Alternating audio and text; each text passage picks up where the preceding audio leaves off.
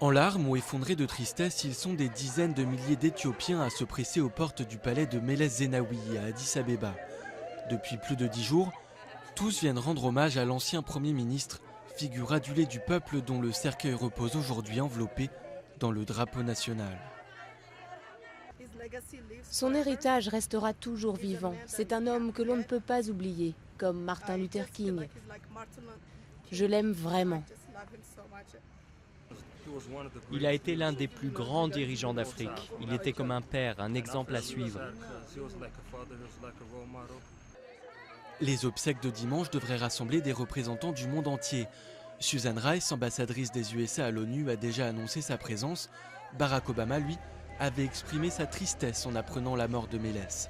Si les organisations des droits de l'homme décrivent l'héritage répressif laissé par le Premier ministre, Meles était apprécié de la plupart des chefs d'État occidentaux.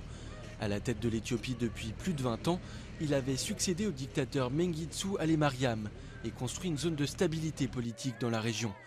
Une stabilité qui semble pour l'instant assurée. Le vice-premier ministre de la Seigne va être investi à la tête de l'État. Nous n'envisageons pas de changer ni notre politique intérieure, ni en termes d'affaires étrangères, parce que nos politiques ont porté leurs fruits. Tout a fonctionné, on a obtenu des résultats, donc il faut garder le même cap. C'est dans la même église que le dernier empereur d'Éthiopie que Meles sera inhumé dimanche. Avant cela, le matin, un grand rassemblement populaire aura lieu sur la principale place de la capitale. De nombreux fidèles y patientent déjà bougies à la main depuis vendredi dernier.